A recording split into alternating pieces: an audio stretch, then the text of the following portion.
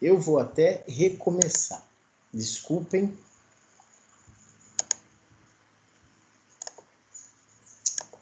Luciano. Caramba, que bom que me lembrou, Lara. Valeu. Vamos lá, botei para gravar.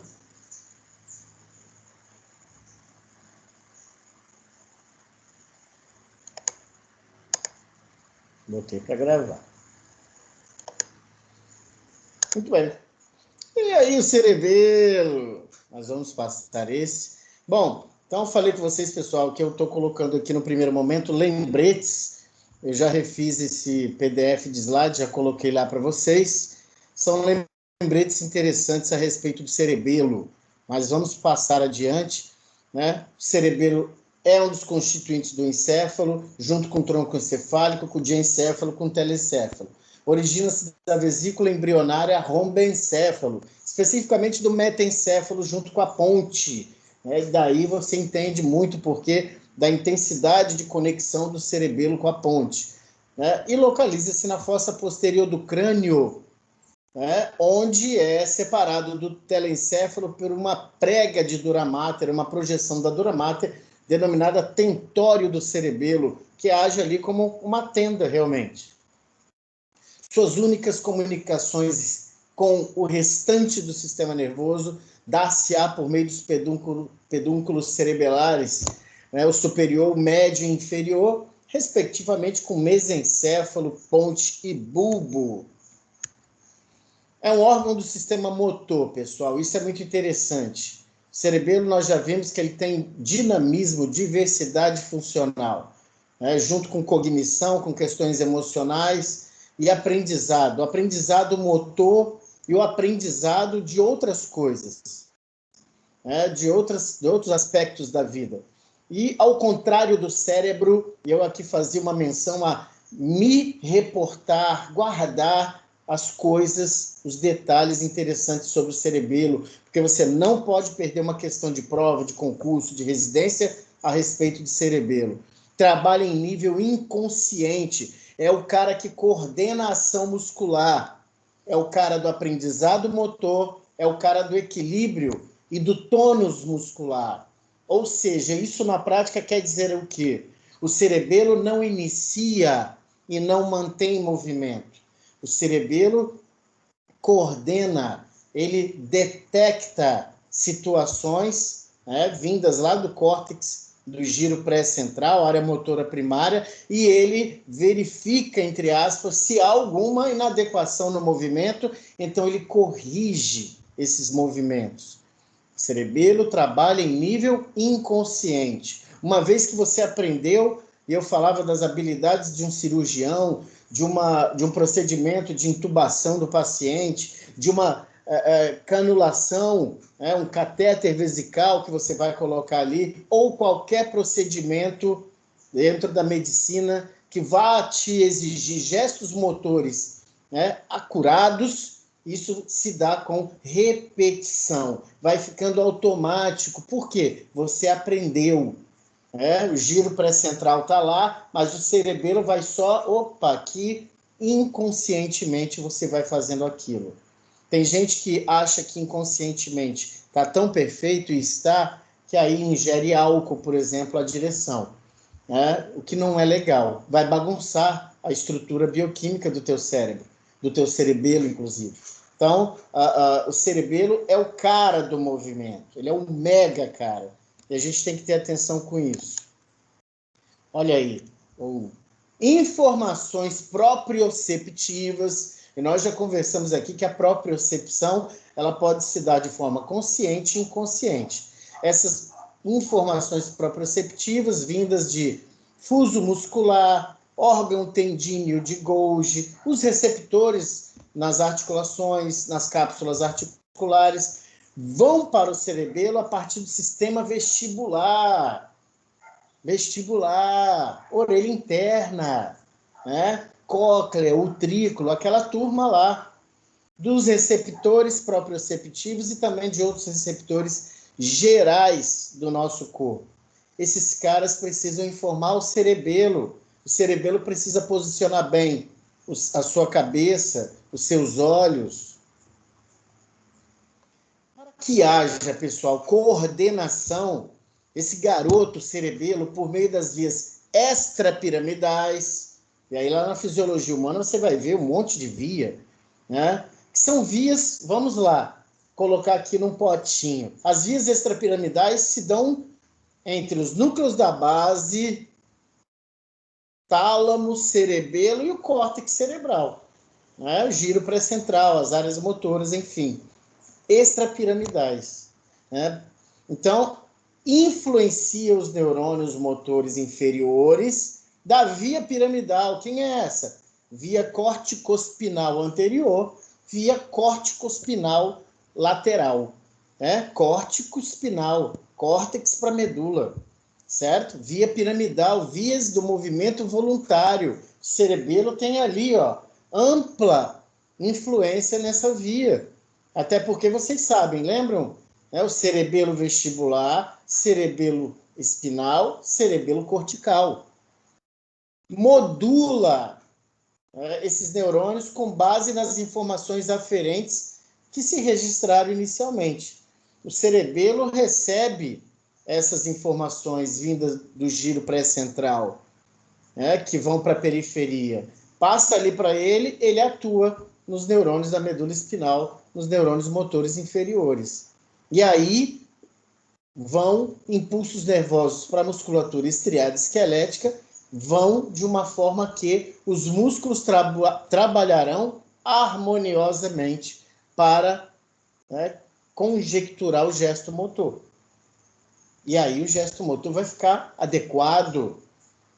Porque, por exemplo, pega teu pé, flexão plantar, dorsiflexão. Isso tem que ter um equilíbrio, né, de grupos flexores plantares e dorsiflexores. Em algum momento, um grupo será antagonista e outro agonista. Quem modula isso? Tem que ser o cerebelo. Se você tiver problema no cerebelo, ou nos pedúnculos, ou nas vias, isso vai se desorganizar.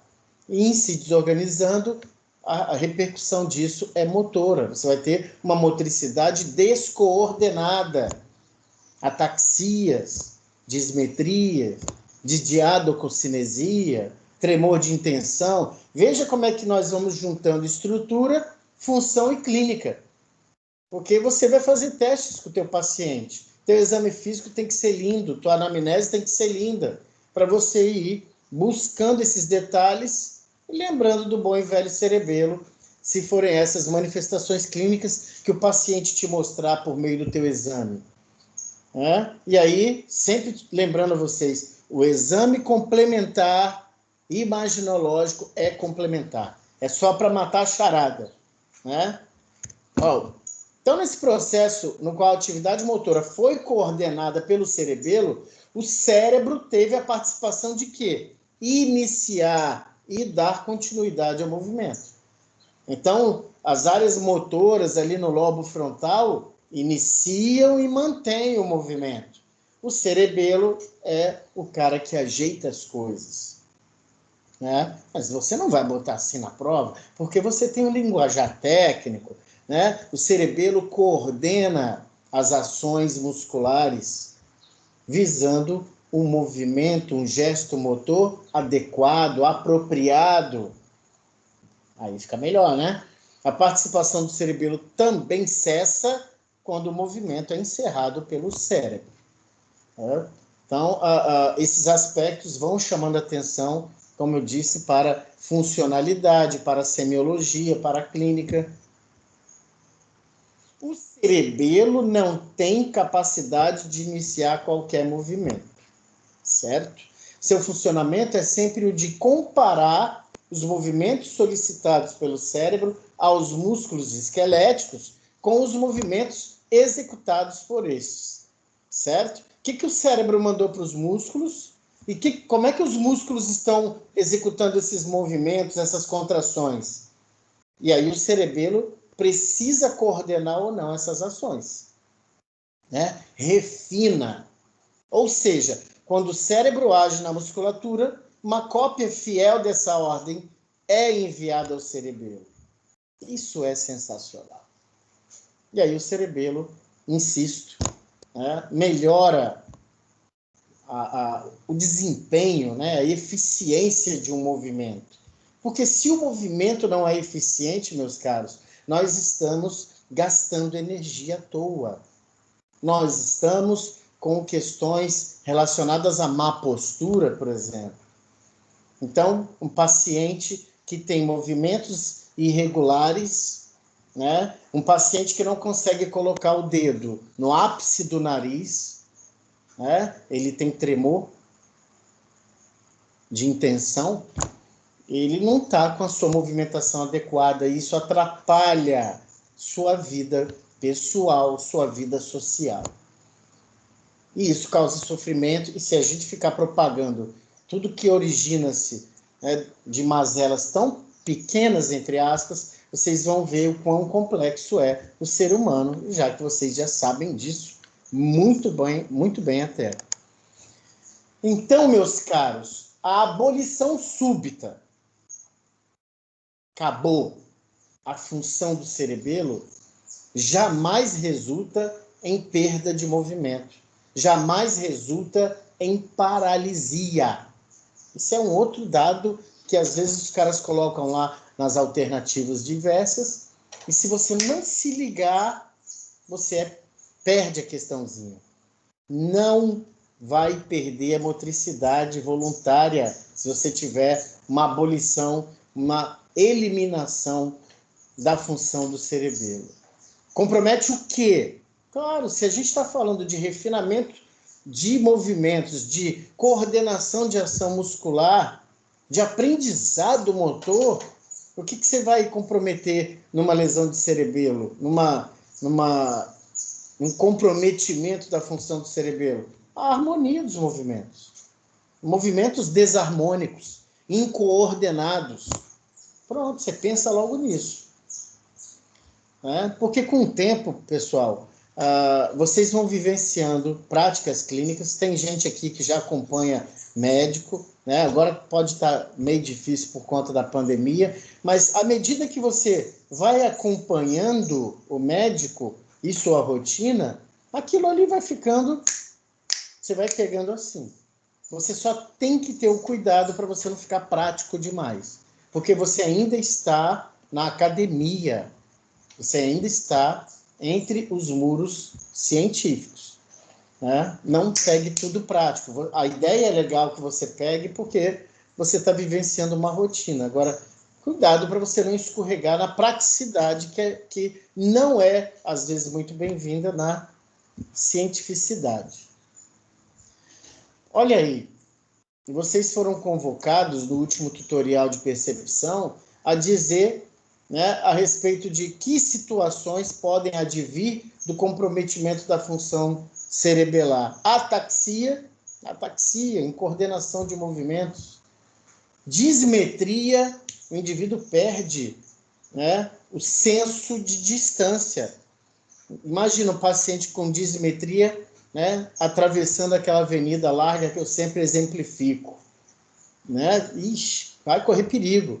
A sinergia, você não tem aí ações musculares bem coordenadas.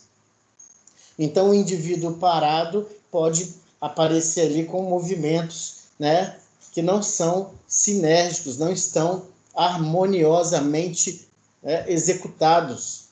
Disdiadococinesia são alternâncias de movimentos rápidos, né? Teste tranquilo esse aqui. O indivíduo não consegue, né? Você vê que vai ficando estranho, vai ficando automático com o tempo. Você vai fazendo e vai ficando automático. Para começar, poxa, nunca fiz esse tipo de... Aí você começa todo errado, mas você vai treinando e vai fazendo. Porque o cerebelo atuou. Tremor de intenção, que nós mostramos aqui agora, né? Aquela oscilação da parte mais distal do membro, né? Ao chegar ao alvo. Fenômeno do rechaço, que é um testezinho também que você geralmente faz apoiando aqui a mão no terço distal do antebraço, pede para o paciente flexionar. No paciente com funções cerebelares tranquilas, você tirou a resistência, pronto. Parou ali. Num paciente que tem problemas de ordem cerebelar, você tira ali e você não tem a capacidade de medir, aquilo dá um rechaço, como dizem os estudiosos.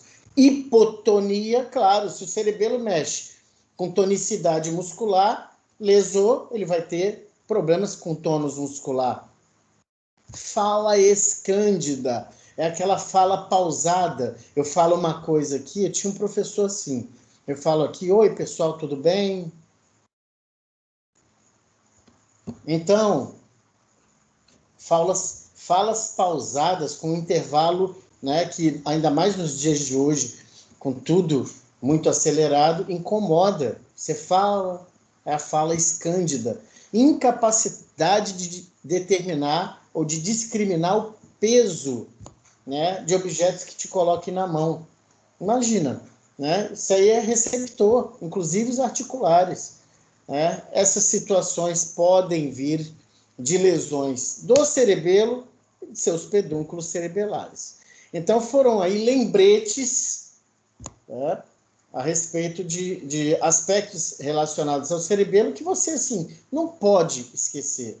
E aí, é claro, você vai se aprofundar, como tem no capítulo do Guyton e dos outros compêndios de fisiologia, a respeito do papel do cerebelo na motricidade. Aí você dá aquela aprofundada, mas você já vem com pressupostos bem definidos na sua mente.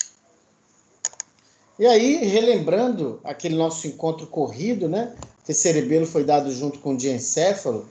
O cerebelo e o cérebro são dois órgãos no que chamamos de sistema nervoso suprassegmentar. Aquelas diversas classificações que às vezes não dizem muito, mas é interessante saber que cérebro e cerebelo, o cerebelo até vem do termo latim que quer dizer cérebro pequeno, o cerebelo parece sim com o telencéfalo em alguns aspectos, ambos têm uma organização semelhante, né, e completamente diferente dos órgãos ali, das estruturas mais abaixo, como o tronco encefálico e medula espinal, por exemplo. Então, o cérebro e o cerebelo têm uma superfície de substância cinzenta. O cérebro e o cerebelo têm em seu interior uma substância branca. O cérebro e o cerebelo têm núcleos incrustados nessa substância branca medular. Então, tem essa semelhança. Né? Mas nada no sistema nervoso se compara ao telencéfalo e ao diencéfalo junto, que nós chamamos de cérebro. Né? É muito especial. E aí vimos isso, né? Espero que vocês tenham dado uma olhada. Se não deram, certamente estão chegando as provas aí, mas uma hora tranquila, vocês dão uma olhada, é interessante. Tanto o cerebelo como o cérebro, e aí isso aí foi dito agora há pouco, né? E eu sempre fico martelando, apresentam um córtex que envolve um centro de substância branca. No cérebro, centro medular do cérebro. No cerebelo, corpo medular do cerebelo. E ali são observadas as massas de substância cinzenta que citamos há pouco, os núcleos centrais do cerebelo, como lá no cérebro, os núcleos da base do cérebro. Isso aí são semelhanças interessantes, né, que você guarda na memória, né, como um pontapé inicial. Mas a estrutura fina do cérebro é muito mais complexa do que a do cerebelo. Claro que é. É só nós verificarmos as funções que já discutimos, né, e vocês viram também em fisiologia, do cérebro. Né? É um nível de complexidade tal que não dá para comparar, inclusive. Né? Sob o ponto de vista funcional, o cerebelo difere fundamentalmente do cérebro, porque funciona sempre em nível involuntário e inconsciente, sendo sua função exclusivamente motora. Por isso eu coloquei exclusivamente entre aspas, para nós não esquecermos, né, de tantas outras funções que aparecem, que surgem com os diversos estudos do cerebelo. Mas é claro que no momento acadêmico desse, formal, convencional, a gente vai puxar a sardinha bem para a parte motora. Olha aí de novo que eu coloco para vocês, involuntário e inconsciente. o cerebelo. É muito bacana nós lembrarmos disso, mesmo tendo em vista o quão nobre é essa função do cerebelo, mas é inconsciente. O cerebelo é a segunda maior parte do encéfalo, né? Falamos sobre isso, que ocupa lá as faces inferior e posterior da cavidade do crânio. Da mesma forma que o cérebro, o cerebelo possui um preguiamento em sua superfície, que, é claro, aumenta, né, enormemente se nós imaginarmos que o cerebelo também é uma folha de papel amassada. Se nós esticássemos, você tem uma área de superfície de córtex, né, de substância cinzenta, bem substancial, tanto no cérebro quanto no cerebelo. O cerebelo representa aproximadamente 1/10 da massa do encéfalo, embora contenha quase metade dos neurônios presentes no encéfalo. São aí aspectos estruturais importantes, mais curiosos que importantes, né? Mas que a gente consegue fazer um bom uso. O cerebelo está posterior ao bulbo. Esse tipo de informação aqui, pessoal, eu não posso deixar de dar. Embora seja tão básico, já sei que o cerebelo está atrás do bulbo. Mas às vezes a gente se confunde. Eu já comentei com vocês de uma questão a respeito de... O cerebelo está anterior ao quarto ventrículo? O quarto ventrículo está posterior ao cerebelo? Essas coisas, no momento de desatenção, de pressa, podem te confundir e você perde uma questão por bobeira. O cerebelo encontra-se posteriormente ao bulbo e à ponte, e inferiormente à parte posterior do cérebro. Você tem um sulco ali que delimita isso, entre o cérebro e o cerebelo, que é a fissura transversa do cérebro, e é ocupada pelo tentório do cerebelo, que, como dissemos, é ali uma projeção, uma prega da dura mater. E aí, esse tentório do cerebelo suporta a parte posterior do cérebro, separando do cerebelo. E aí, explicando ainda que o tentório é uma prega de dura mater, né? Parece uma cabaninha, realmente, onde o cerebelo fica ali bem protegido, né? E esse tentório está fixo aos ossos temporal e occipital. Aí uma ilustração do professor Gerard Tortora, Princípios de Anatomia e Fisiologia, mostrando aí, né, a questão do cerebelo, né? Olha a fissura transversa do cérebro, mostrando a questão do cerebelo e do telencéfalo, né? Mostrando que o cerebelo está posterior ao tronco encefálico, sobretudo a ponte e o bulbo, mostrando que o cerebelo está ali posterior ao quarto ventrículo. E aí você vai vendo as questões especiais do cerebelo com as localidades próximas, até porque nós falamos, né? Os pedúnculos cerebelares ligam o cerebelo ao tronco encefálico. E aí uma peça também tirada do professor Gerard Tortora, né? A intimidade do cerebelo com essas estruturas que nós comentamos com vocês. Aí, professor Gerard Tortora também ilustra bem. Olha o tentório do cerebelo, que gracinha, né? Especial ali para o cerebelo, bem pertinho aí do seio reto, os seios de drenagem venosa, que vocês devem ver mais posteriormente. E é claro, né, pessoal, nunca é demais você se atentar, né, com as questões estruturais ósseas em relação ao tecido nervoso. Nunca é demais. Aqui, por exemplo, eu sempre gosto de falar da célula turca com a fossa hipofisial, onde repousa a boa velha hipófise, aquela, né, intensamente influenciada pelo hipotálamo. Bom, nas vistas superior e inferior, o formato do cerebelo parece uma borboleta. Você tem, claro, pessoal, se destacando o verme, que é central, e as asas, digamos assim, os hemisférios cerebelares, me perdoa, tá? Os hemisférios do cerebelo.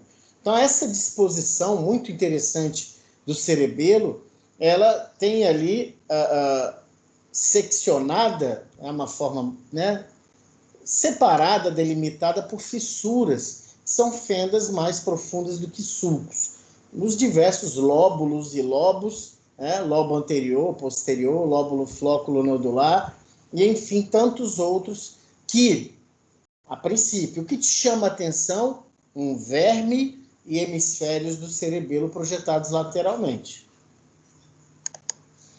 Cada hemisfério tem seus lobos separados por fissuras, né, distintas, profundas. Você tem os lobos anterior e posterior, controlam aspectos subconscientes dos movimentos dos músculos esqueléticos.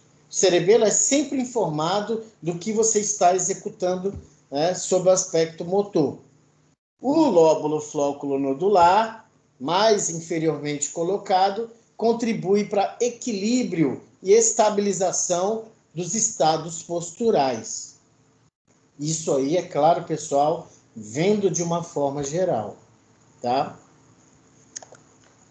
E aí, desenhinhos bonitinhos, né? Mostrando o lobo anterior, o lobo posterior. Aqui já dá para ver, né, os pedúnculos cerebelares, e o médio se destaca, né? Porque ali tem conexão com a ponte. O lóbulo flóculo nodular, destacadinho aqui.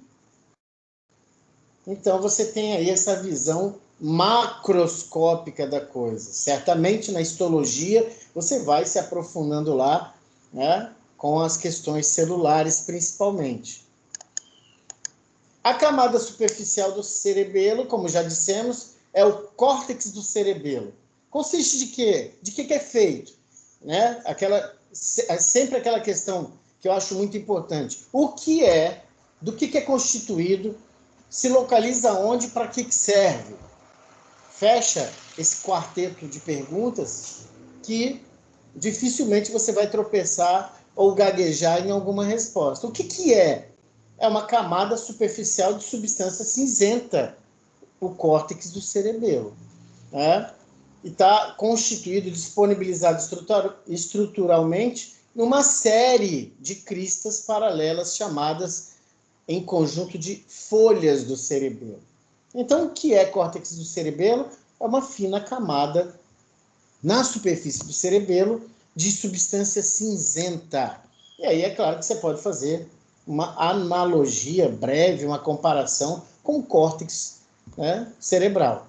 Abaixo da substância cinzenta, você tem os tratos de substância branca, chamados em conjunto de árvore da vida.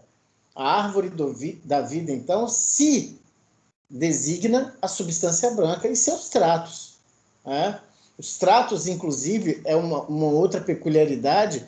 Você tem muito poucos tratos de associação no cerebelo, né? Aqueles que se combinam, que se comunicam, perdão, no mesmo hemisfério, ali em distâncias mais curtas. Você tem mais aferência e eferência, mais projecional, né? Olha aí bonitinho, no detalhe de uma peça humana, né? Não ia adiantar tirar o nome porque as linhas, mas está aqui os tratos de substância branca subcorticais, sob o córtex do cérebro, sob a substância cinzenta de sua superfície. E aqui, mais bonitinho ainda, né? Corte esse que foi feito no plano mediano. Olha aqui nessa dissecação o detalhe, né, do bom e velho tentório do cerebelo. Mais inferiormente, no interior da substância branca, os tais núcleos do cerebelo. O que são? São coleções de substância cinzenta incrustadas, né, inseridas, colocadas, localizadas no interior da substância branca do cerebelo, certo? Essas regiões dão origem aos axônios que conduzem impulsos nervosos do cerebelo para outros centros do encéfalo e para a medula espinal. Bacana esses núcleos, hein? Então, você tem também aí 3 pares de pedúnculos cerebelares. O que a gente está falando aí, pessoal? organização estrutural do cerebelo, certo? Córtex, substância branca, os núcleos, os pedúnculos, que a priori fixam o cerebelo no tronco encefálico. O cerebelo, se ele está preso em algum lugar, é o tronco encefálico. Graças a quem? Aos pedúnculos cerebelares. Mas e aí? São feixes de substância branca, esses pedúnculos cerebelares. São axônios que conduzem impulsos entre o cerebelo e a outra parte e as outras partes, do encéfalo. Olha os pedúnculos cerebelares, aqui sem cerebelo, pedúnculo cerebelar superior, o médio e o inferior. Uma representação maior dos pedúnculos cerebelares médios, né? Isso tem que ser referência para ti. Lembra, por exemplo, da medula espinal? Acho que vocês já tiveram medula espinal com o professor Luciano, também é o nome dele, se eu não me engano, enfim. Medula espinal tem o quê? Intumescência cervical, intumescência lombosacral. Ué, mas por que ali é mais desenvolvido? Maior quantidade de neurônios, né? Porque se destinam a quê? Membros superiores e inferiores. Então, olha a variedade de gestos motores, sensibilidade que esses membros possuem. Eles têm que ter áreas mais nobres, né, como as intumescências cervical e lombosacral na medula espinal. Então, essa representação do pedúnculo cerebelar médio, mais espesso, maior, né, você faz essa conclusão, você conclui, tem ali mais neurônios, né, e é o que se destina à ponte. Olha aí, numa peça humana lindamente dissecada, né? Lembrem bem, né? O pulvinar tálamo, os corpos geniculados, nós temos uma peça bem parecida, né? Alguns de vocês viram, se não me engano, alguns, nem todos viram, mas enfim.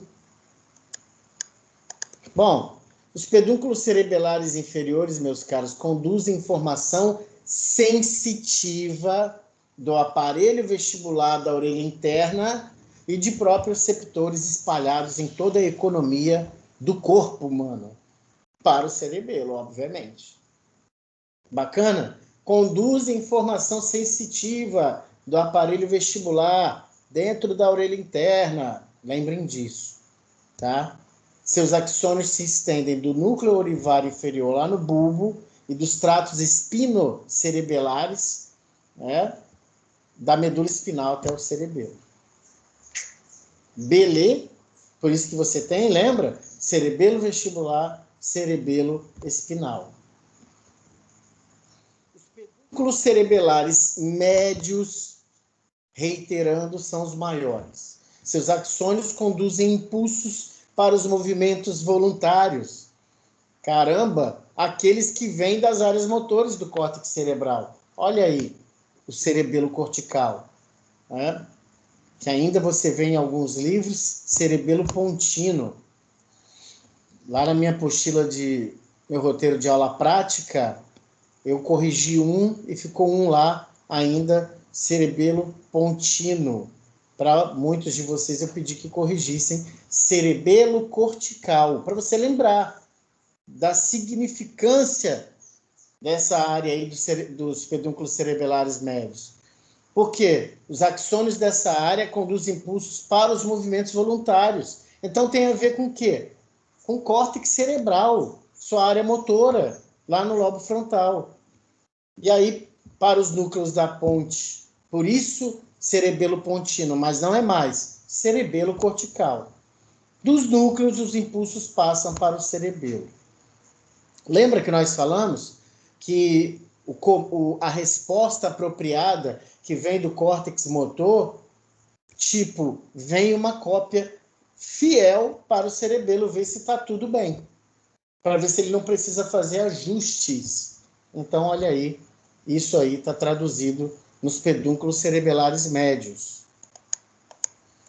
Os pedúnculos cerebelares superiores contêm axônios que vão do cerebelo até os núcleos rubros do mesencéfalo e a diversos núcleos do tálamo. Certo?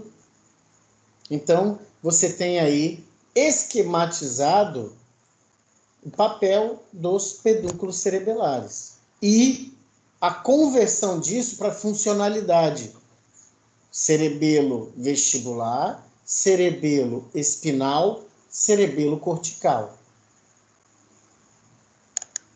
Uma função básica do cerebelo é de avaliar até que ponto os movimentos iniciados pelas áreas motoras no cérebro estão sendo, de fato, bem executados. Aí você pensa aí com você mesmo. Você já falou isso, Luciano? Claro que falei lá nos lembretes. Perturbo vocês o tempo todo. Para quê? Para que isso se fixe, para que vocês absorvam e depois repitam, estudando, como devem estar fazendo, e aí consolida o teu aprendizado. Você não precisa chegar nervoso para a prova, porque você sabe. Falou sobre isso, você já se ligou no que é, porque você aprendeu, certo? Cerebelo avalia até que ponto os movimentos iniciados pelas áreas motoras no cérebro estão de fato bem executados. Então, o cerebelo é um excelente funcionário dessa empresa chamada motricidade voluntária. Ele é o responsável por tornar excelente o gesto motor. Quando os movimentos iniciados pelas áreas motoras do cérebro, lá no lobo frontal, não estão sendo executados corretamente, com desempenho eficaz, o cerebelo detecta essas discrepâncias e envia sinais de feedback inibitório para as áreas motoras do córtex cerebral, por meio de suas conexões com o núcleo rubro do mesencéfalo e o bom e velho tálamo. Lembram que o tálamo tem núcleos, núcleo ventral anterior, núcleo anterior ventral? São os núcleos ali laterais do cerebelo que conversam com quem? Globo pálido e com o cerebelo. Você vai juntando as peças. Então, o cerebelo detectou discrepâncias na eficácia de um movimento e ele manda sinais de feedback para quê? Para lapidar, inibindo, né? Inibindo. Vai lapidar. O movimento ser legal, ajeitar o corpo. É como você começa qualquer coisa, né? E eu acho importantíssimo o trabalho dos profissionais de educação física nas escolas. Porque lá eles vão desenvolver essas questões motoras finas, vão detectar situações inadequadas no esqueleto da criança. É um pé que pisa errado, é um joelho que pisa errado. Mesmo assim, o cerebelo saudável ajeita isso. Por isso que nós conseguimos nos adaptar por tanto tempo com inadequações das posturas dos nossos segmentos esqueléticos e articulares. Porque o cerebelo vai ajeitando, amigo. Senão você vivia caindo. Mesmo assim, é fundamental e importante o papel dos profissionais da educação física. E imagine os senhores, para criança, né? É horrível ficar assistindo aula pelo computador. Se para vocês é ruim, imagine para criança, que está cheia de energia, que está com o cérebro ali preparado para aprender e doido para explorar. E na escola você coloca a criança para brincar de amarelinha, coloca a criança para brincar de desviar cones, desviar, né, fazer zigue-zague entre obstáculos, dar pequenos saltos. Isso é ótimo para a motricidade e isso é ótimo para a cognição da criança, fazendo um apanhado geral. Luciano, então a inteligência da criança melhora à medida que a motricidade melhora? Sim, senhor, é bem provável. Eu vou falar sim, porque vocês sabem, eu tenho que ter coerência. Corpo humano não é ciência exata. Mas é excelente se você tiver um aprendizado motor bacana lá atrás, quando criança. Vocês vão ver daqui a pouco, né, o desenvolvimento psicomotor da criança. É importantíssimo. Mas a criança está sentada na frente do notebook, ou da televisão, né, ou do celular, quando não está estudando, que eu estudar, claro, é essencial, mas e quando não está estudando, como é que ela está brincando? E hoje em dia, né, o menino se movimenta mais, quer brincar, é chamado de hiperativo, a qualquer custo. Hiperativo. Né? Olha lá, tá com saci no corpo. Não pode. Meu Deus, a criança quer brincar. Porque no meu tempo a gente subia a árvore, brincava de polícia e ladrão, jogava pelada, brincava de pique-bandeira, jogava queimada. Eu não vejo mais criança fazendo isso.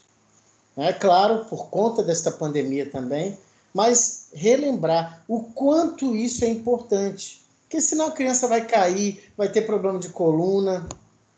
Imagina isso. Então, eu preciso treinar meu cerebelo.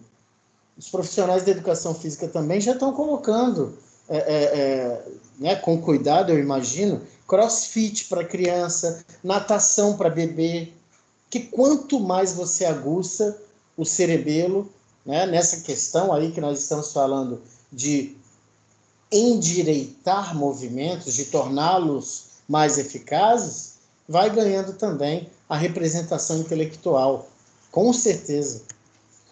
Sinais de feedback, pessoal, como nós estamos aqui comentando permanentemente, corrigem os erros, regulam os movimentos e coordenam sequências complexas de contrações do músculo esquelético. É porque normalmente nós não paramos para pensar. Jogar amarelinha, né? Você primeiro tem que jogar a pedrinha no quadradinho certo do número, tem uma sequência lógica para se fazer, pular num pé só. Isso, para nós, é muito fácil, ou não. Agora, para uma criança, imagina o quanto que ela vai desenvolver fazendo esses movimentos. Olha só, vamos de novo. Regula movimento e coordena sequência complexa de contração muscular. Isso é muito fino. O cerebelo também, obviamente, é a principal região do encéfalo que regula postura e equilíbrio. Postura e equilíbrio. Nós queremos uma criança esperta. Um dia desse eu fui numa academia e vi uma aula de jiu-jitsu para pequenininhos. Cara, a expressão motora da criança, que já está lá, e uma expressão motora de uma criança que começou naquela hora. É sensacional ver como é discrepante. E você tem que analisar, é claro, porque nem tudo é habilidade motora, mas analisa a questão do intelecto, como a criança vai na escola. Isso tudo tem documentado, mas quanto mais, né, você documentar cientificamente isso, é muito melhor. Então, esses aspectos da função do cerebelo, pessoal, tornam possíveis todas as atividades musculares de precisão. Olha aí você médico, cirurgião ou qualquer outro procedimento atribuído ao médico. Precisão. Essa precisão vem com repetição. Repetição. Não dá para aprender sem pegar para fazer. É você que tem que fazer repetidamente. Pegar uma bola de beisebol. Acho maneiro o cara conseguir pegar uma bola de beisebol depois de uma tacada com aquela luva estranha. Cara, aquilo ali é treino, repetição. Um Oscar Schmidt está no hall da fama do basquete nos Estados Unidos. Como é que ele aprendeu aquela habilidade toda? Ele treinou, amigo. É repetição. Não tem, né, varinha mágica. É claro que você tem aspectos variáveis como o dom, mas a excelência vem com a repetição, com a prática. Então, pegar uma bola de beisebol, dançar, falar. Luciano, poxa, eu tenho problema com oralidade, porque eu sou tímido, eu sou tímida, e eu fico gaguejando. Treine.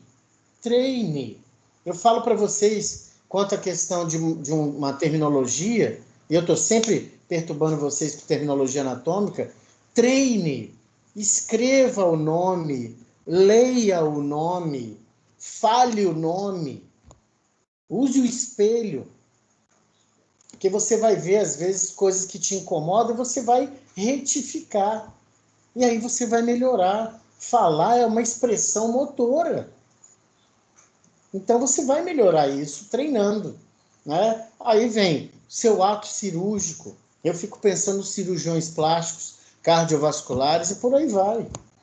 Né? Numa intubação, Já vi intubação sendo feita errada no hospital universitário, não daqui, né? Onde eu terminei minha faculdade. E aí, quando foi ambusar, o estômago, né, é que estava recebendo ar. Por quê? Está faltando treinar. Né? Ah, mas eu estou na pressa, estou no nervosismo, mas opa, você tem um córtex pré-frontal, que é pura, né, que é a razão para você suprimir esses estados emocionais rudimentares. As conexões recíprocas entre o cerebelo e as áreas de associação lá do córtex cerebral indicam que o cerebelo também pode e tem, né, meus caros, funções não motoras, como cognição, aquisição de conhecimento. Então, o cerebelo, ele tem conexões com áreas de associação, né? Então, isso presume também que ele tem um papel fundamental na aquisição de conhecimento, cognição e de processamento de linguagem. Bacana isso. Lembrando que a cognição é muito amplo, muito mais do que a aquisição de conhecimento. É a capacidade de você interpretar uma informação, né? Interpretar essa informação, deliberar sobre ela, processá-la e constituir uma resposta adequada. Verificar as diversas variáveis de um contexto, analisá-las, processá-las. Cognição, o nível cognitivo avançado, ele tem que ser antônimo de impulso, impulsividade. Ih, tomou decisão por impulso. Ih, se perdeu. É diferente de rapidez. Mas quem é nas funções do sistema nervoso que requer rapidez? Movimento. Outras funções requerem um tempo a mais. Vocês já estudaram isso. Então, memória, aprendizado, tomada de decisão, tudo isso requer uma outra forma de funcionamento do sistema nervoso, uma forma mais elaborada. Tá certo? Essa teoria está substanciada por estudos de imagem. Então, se você verificar os diversos estudos que tem aí à disposição, a ressonância magnética, a tomografia por emissão de prótons, né, o famoso PET, estão aí em voga. Né? Principalmente porque você tem áreas com um fluxo sanguíneo maior em determinada função que você exerce. E aí eles estão associando isso com o cerebelo está funcionando nesse momento de aprendizado. Que interessante, da cognição. O cerebelo não era para estar inativado, né? Não só mexe com motricidade. Então, essas situações, é claro, estou exemplificando aqui muito grosseiramente, essas associações vão aí fazendo com que novas informações vão aparecendo a respeito das diversas estruturas do sistema nervoso. E as pesquisas diversas mostram, a gente já comentou, que o cerebelo também pode fazer processamento, pode ter, né, função no processamento de informação sensitiva, numa comunicação com o tálamo, por exemplo, e numa comunicação com áreas de associação do córtex cerebral. Mas isso é um extra. Núcleos centrais e corpo medular do cerebelo. Corpo medular do cerebelo, como dito, é a substância branca subcórtex cerebelar, subcórtex do cerebelo. E os núcleos centrais, como vocês veem aí na figura do professor Frank Netter, né, são aí coleções de substâncias cinzentas. Vocês viram, inclusive, lá no laboratório de anatomia, o núcleo, né, denteado, núcleo emboliforme, núcleo globoso e núcleo do fastígio, dando aí destaque, né, pessoal? O núcleo do fastígio, bem mediano, os núcleos globoso e emboliforme, chamados então de núcleo interpósito, imediatamente laterais aos do fastígio, e o núcleo denteado aí com destaque, né, macroscópico interessante que nós vimos no laboratório de anatomia. Estão aí eles, núcleo denteado, núcleo emboliforme, núcleo globoso, núcleo do fastígio. Como eu sempre sugiro a vocês, olhem esta imagem e que ela fique gravada na mente de vocês. Por quê? Anatomia, referencial de localização. Núcleo do fastígio, mediano. Mais afastadinho, os núcleos interpósitos. E grandão, lateralzão, núcleo denteado. O núcleo do fastígio, próximo ao plano mediano, em relação com o ponto mais alto do teto do quarto ventrículo. Essa é aí a referência que se coloca. O denteado é o maior dos núcleos centrais do cerebelo. Parece muito com o núcleo olivar inferior do bulbo e mais lateralmente localizado. Entre os núcleos do fastígio e denteado, você tem ali os núcleos globosos e emboliformes. Por que eu coloco assim, pessoal? É como eu falo para vocês no anatômico. Como é que eu estudo anatomia? Leia o texto e tenha o atlas de anatomia perto, para que você vá vendo e sabendo a teoria. Porque daqui a pouco você vai conseguir discriminar, né, descritivamente um do outro. Qual destes é o mais próximo do plano mediano? O núcleo do fastígio. Quem é mais lateral? O núcleo denteado. E entre os dois? O globoso e o emboliforme. E aí você vai praticando isso e olhando no atlas, e se possível, se tiver a peça, olhando na peça, e se possível, uma imagem de ressonância magnética, que esses livros de teoria de anatomia humana hoje trazem, os atlas também, e aí, amigo, você vai associando. Então não tem como perder uma questão de cerebelo. Devo colocar uma lá, né, que é para vocês acertarem, pelo amor de Deus.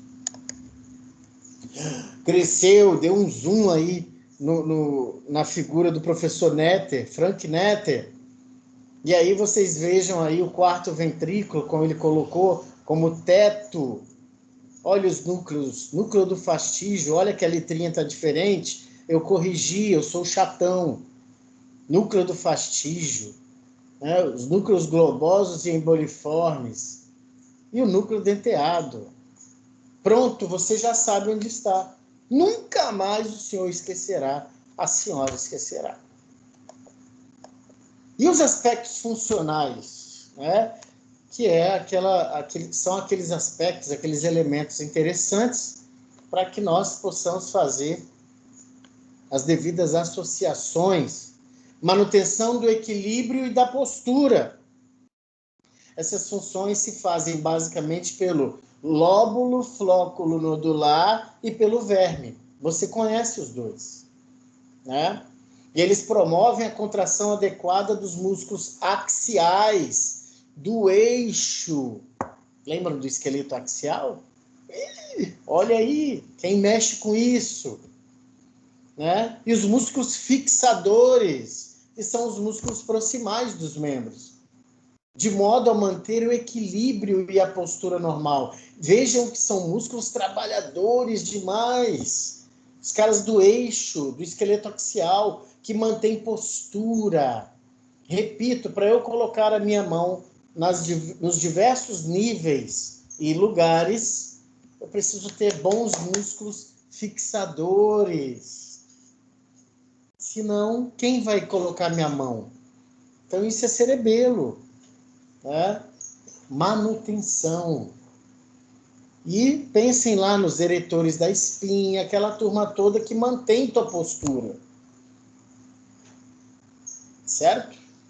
Então, mantém o equilíbrio e a postura normal, mesmo nas condições em que o corpo se desloca. Caramba, hein? E mesmo que a sua estrutura osteoarticular não esteja adequada. Que, insisto, nós precisamos detectar isso lá na infância, lá no comecinho. 4 anos de idade eu já começo a olhar a criança. Mais novinhas ainda, que elas querem sentar sobre o joelho, né, o que a gente convencional chamar de sentar em W.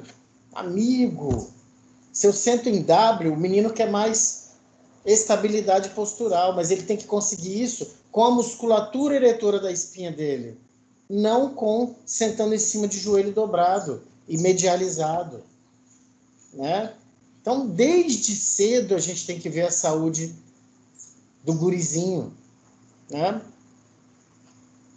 Mesmo quando o corpo se desloca, mesmo quando o corpo está em movimento, o cerebelo está ali ajeitando. É claro que você precisa ter uma estrutura muscular bacana também, que você consegue isso com o quê? Exercícios físicos. Contração e alongamento. Você não pode esquecer de alongar certos grupos musculares. E estes do esqueleto axial são músculos que precisam ser alongados, para que eles tenham uma boa saúde. A influência do cerebelo é transmitida a quem? Nos neurônios motores. Pelos tratos vestibulospinal, o cara do vestibular, né? Nervo vestíbulo coclear, a estrutura vestibular na orelha interna e reticulospinal, formação reticular. Manutenção do equilíbrio e postura. Controle do tônus muscular, tonicidade muscular. Um dos problemas que ocasionam, né? Hipotonia, não era essa frase que eu ia construir. Lesões no cerebelo, nos pedúnculos ou nas suas vias causam hipotonia. Um dos sintomas da descerebralização, vamos de novo? Descerebralização é perda de tônus muscular. Hipotônico. Você já pode pensar em cerebelo, não só no cerebelo, é claro. Né? E isso pode ser obtido também por lesão de núcleos centrais. Lembra deles? Denteado, do fastígio bem no meio, emboliforme globoso entre os dois. E olha aí que interessante, né? Sabe-se que tais núcleos, em especial o denteado e o globoso e o emboliforme, mantêm, mesmo na ausência de movimento, um certo nível de atividade espontânea, que é o tônus muscular. Essa atividade, agindo sobre os neurônios motores via trato corticospinal, rubrospinal, é importante para a manutenção do tônus, algum tônus muscular. Por isso você fala hipotonia e não atonia. Hipotonia. Você teve uma diminuição do tônus muscular. Controle dos movimentos voluntários, né? O tão taxado cerebelo e seu papel nos movimentos voluntários. O papel do cerebelo no controle dos movimentos voluntários já é conhecido, claro, graças às observações de casos clínicos em que ele é lesado. E é claro, né, meus queridos, à medida que vocês forem tendo um tempo, né, tem muita coisa bacana, uma vastidão de vídeos. Você coloca lá hemibalismo, tremor intencional, Coreia de Sydenham, Coreia de Huntington e por aí vai, para vocês verem, né, os movimentos estereotipados, exacerbados, inadequados, por conta de problemas ali no cerebelo, nos núcleos da base e no córtex, né, no giro pré-central. E é claro, não posso esquecer também do tálamo, porque tem núcleos ali que nós já falamos, né, muito associados à motricidade. Então, vejam esses vídeos também, porque isso lhe dá um leque de opções na hora que você perceber algum paciente, né, fazendo aquele tipo de gesto motor, ou quando, é claro, você solicitar através de seus testes. Lesões do cerebelo têm como sintomatologia uma grave ataxia. Coordenação de movimentos voluntários, pessoal, inadequado. Essa coordenação não está legal. É uma incoordenação. É uma desarmonização dos movimentos. O cerebelo é o cara que harmoniza o movimento, o torna perfeito, fino. Lesão nele, ataxia, é bem típico. Falta de coordenação dos movimentos voluntários, decorrentes que são devido a erros na implementação de força na amplitude do movimento, no seu alcance e na direção do movimento. Olha como é que isso tudo coaduna, como é que isso tudo casa com as questões teóricas que nós estamos conversando aqui. Que isso vai servir, meus filhos, para o raciocínio clínico de vocês, quando esses casos, porventura, se apresentarem a vocês. Falta de coordenação de movimento, por quê? Porque as ordens para antagonistas e agonistas está comprometida. Tônus muscular comprometido, né? Amplitude do movimento, direção do movimento, são finezas, repito, vistoriadas, moduladas pelo bom e velho cerebelo. O mecanismo através do qual o cerebelo controla o movimento tem duas etapas. Uma de planejamento de movimento. Aí você pensa em quê? Planejar córtex pré-frontal. Córtex pré-frontal. Porque eu preciso planejar o movimento. Aí eu peço aos senhores que abstraiam aí e pensem na criança planejando o movimento. Vocês já viram criança brincando? Como eles levam a sério a brincadeira? Os caras, eles estão focados ali. Eles brincam com o maior respeito do mundo aquela brincadeira ali. Então imagina eles planejando um movimento para a brincadeira.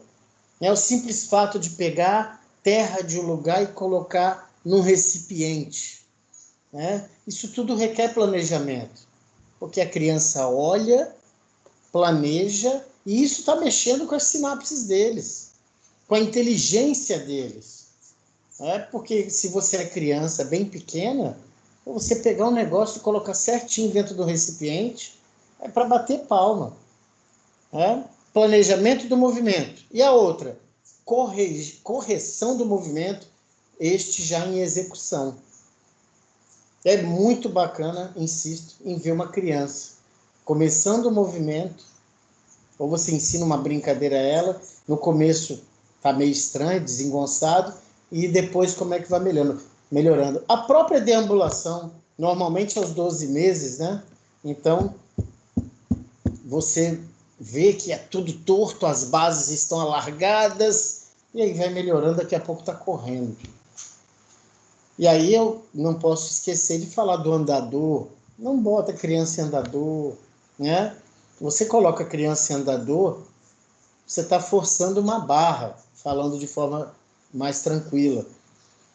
Por quê? Porque o guri ele vai ficar em ortostase, vai ficar em pé e vai deambular quando for o momento correto. Se você colocar um corpo e ainda não chegou a hora e você o coloca em pé, você está sobrecarregando estruturas. Fora que você coloca o bichinho naquele andador, você alarga. Caramba, o acetábulo do osso do quadril desse menino está mega flexível, porque tem uma cartilagem Y ali na fossa do acetábulo, separando isquio, ilho e pubis. Então, nossa, e se eu for ficar descrevendo aqui?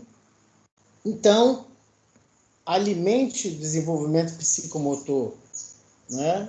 Não forçando a barra, mas estimulando. Bota o bebê na natação, né? E por aí vai. Planejar movimento e corrigir o movimento durante a execução. Isso é excelência. Controle dos movimentos voluntários, esse é o aspecto ainda. Planejar o movimento é elaborado na zona lateral do órgão. A partir de informações que vêm pela via o quê? Córtico ponto cerebelar. Nós conversamos agora há pouco. É o cerebelo cortical esse aí. De áreas do córtex cerebral ligadas a funções psíquicas superiores. As tais áreas de associação que comentávamos há pouco. Expressam o quê? Intenção de movimento. Aí pega lá os documentos científicos. Exercício físico e cognição.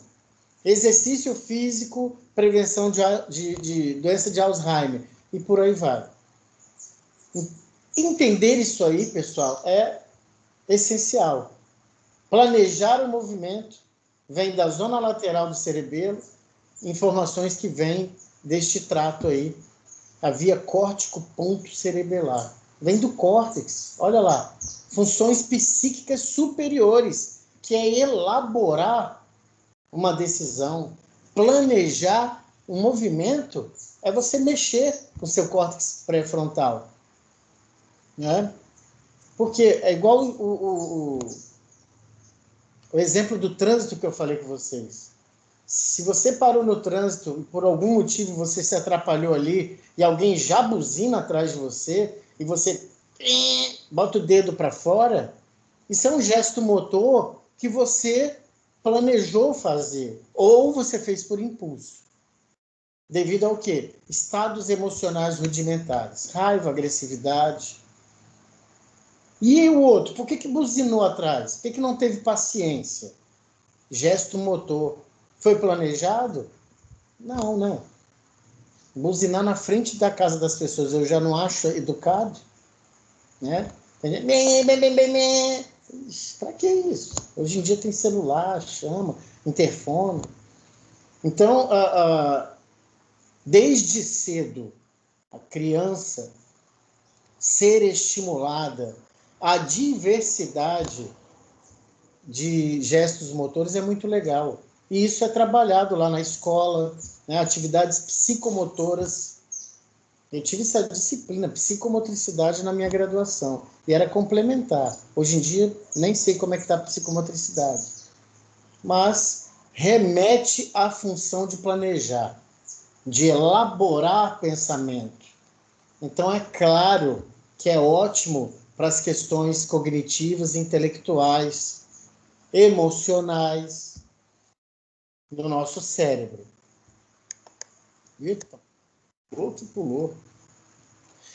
O plano motor é então enviado às áreas motoras do córtex, claro, né? Via dentotálamo cortical, núcleo denteado, tálamo, córtex de novo, e colocado em execução através da ativação dos neurônios apropriados dessas áreas, né? E eles, por sua vez, ativam neurônios motores, a medula espinal, na via piramidal, que é o trato córtico-espinal, anterior e lateral.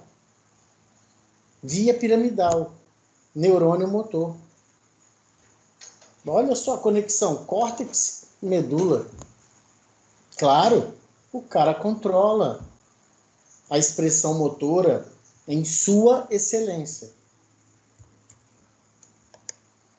E olha aí, né, o trato córtico-ponto-cerebelar, né, e sua via eferente. E aí tem essas relações, né, olha lá, para relembrar, né, córtex cerebral, a coroa radiada, faz parte da coroa radiada a cápsula interna, núcleos lá na ponte, pedúnculo cerebelar médio, né, as camadas granular e Purkingiense, né, camadas celulares, os núcleos cerebelares, pedúnculo cerebelar superior, núcleo rubro no mesencéfalo, núcleo talâmico, córtex cerebral. São coisas, pessoal, que nós já conversamos bastante, né? Mas é claro, requer o quê? Um estudo. Vocês vão estudar isso aí. Infelizmente, muito para prova, né? Mas uma hora que vocês pararem, né? E na fisiologia isso é visto com muita propriedade, né? Porque ali são detalhes, né, de como funciona isso. Um inibe o outro, um estimula o outro, e é muito gostoso isso aí na fisiologia também. Aqui é só uma pitada neuroanatômica funcional.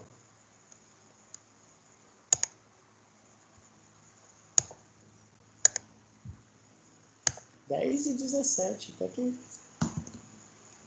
E aí, galera?